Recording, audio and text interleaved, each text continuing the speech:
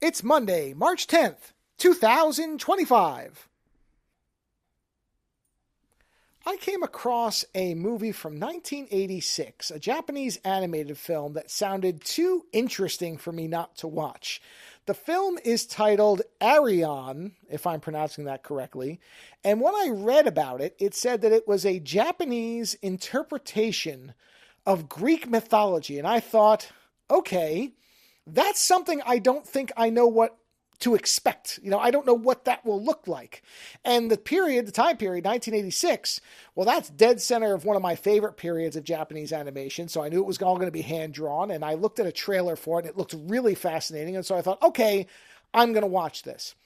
And when I watched it, I don't really know what I was expecting, but what I got was essentially, now I don't know about the accuracy. When we talk about this on Friday, Lando is more versed, I'll be honest, in Greek mythology than I am. I have the kind of surface level stuff that most people have, some of which is grossly incorrect, I'm pretty sure. But I mean, I know some of the big names, Zeus, Poseidon, that type of thing. But some of the smaller relationships and how accurate this movie is in representing them, I can't guarantee historical accuracy as far as the classic depictions of the myth. But what this movie essentially did was it took the relationships between all of the big figures and some smaller ones, from what I can tell, within Greek mythology.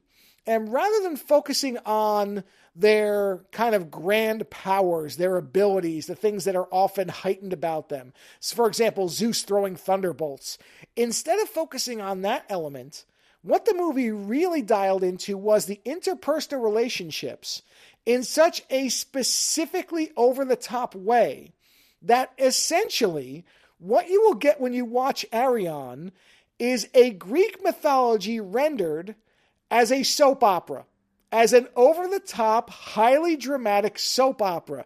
The amount of dramatic yelling and the way that there are sudden twists and turns and revelations make me think of what you would expect to find in something like a daytime soap opera or some kind of telenovela where there's these big, overly dramatic reveals and characters reacting in huge, big ways to things that are just so overwhelming that they cannot handle it, with the backdrop that many of these characters are well known from Greek mythology. And again, I can't speak to how accurate it is, but I really enjoyed it. It was a combination of the animation style, which, as I said, this is right in the sweet spot for me. It's just beautiful animation from that time period, along with what is a reinterpretation of a mythology from a country and a culture that has its own really interesting, intricate mythology, but is focused on one particular aspect of this. So again, coming from watching movies like Clash of the Titans, coming from reading kind of Western dramatized versions of Greek mythology, I was expecting a certain type of depiction of many of these big Greek characters.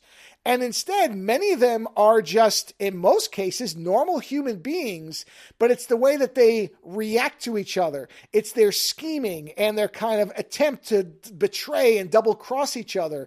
And just this large, again, very dramatic tapestry of personal relationships that makes this movie so compelling. So it ended up being really surprising in that some of the things I was expecting were not there, and things I never would have thought that a movie would key in on, this movie did. It was a really interesting experience, and one that I really stuck with me, where I thought, wow, this is just not ever what I would have expected an animated film from Japan about Greek mythology to look like. I thought it was going to be big, giant monster fighting, like the big, almost like mechs, except with monsters, or Godzilla, but animated. And instead, it went in a completely different direction. And I got to tell you, I really enjoyed it. It surprised me in the best way possible at every possible turn. This is just a really wonderful slice of Japanese animation. I'd never heard of it before. I just came across it randomly, decided to watch it, and I really enjoyed it. So again, it's from 1986. It is titled Arion, Arion, and if you get the chance, you should watch this because it is a lot of fun. Later.